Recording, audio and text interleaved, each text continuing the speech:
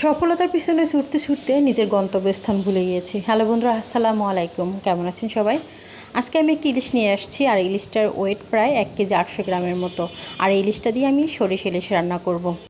Facebook, YouTube খুললেই শুধু মানুষের সফলতার গল্প শুনি। তো আমার সফলতা কবে আসবে আমি জানি না। আর এতটুকু বিশ্বাস করি, প্রত্যেকটা মানুষেরই সফলতার পিছনে অনেক বড় কাহিনী আছে, অনেক পরিশ্রম আছে, অনেক ধৈর্য আছে।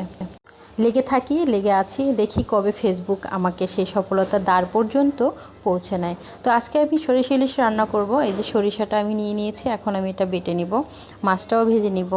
খুব মজাদার এবং লোভনীয় ছিল এই সরিষা ইলিশটা। সফলতার দ্বার প্রান্তে পৌঁছতে হলে আগে ভাইরাল হতে হবে, আর ভাইরালটা কীভাবে হবো সেটা আমি জানি না।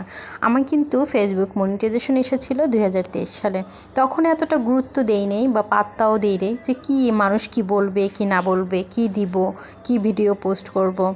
কিন্তু এখন দেখতেছি প্রত্যেকেই এরকমের রিলস বানাচ্ছে, ভিডিও তৈরি করতেছে, ফটো দিচ্ছে। যাই হোক, সবারই সফলতা দেখে আমারও একটু ইচ্ছে হলো, আগ্রহ জাগলো, যার কারণে আমি টুকিটাকি কাজ করতেছি। প্রতিনিয়ত করতেছি সেটা না, টুকিটাকি করতেছি, দেখি না কি হয়। কিন্তু চাকরি ব্যবসার থেকে ফেসবুকে কাজ করাটা কিন্তু অনেক কঠিন। তো সবাই ভালো থাকবেন, আমার জন্য দোয়া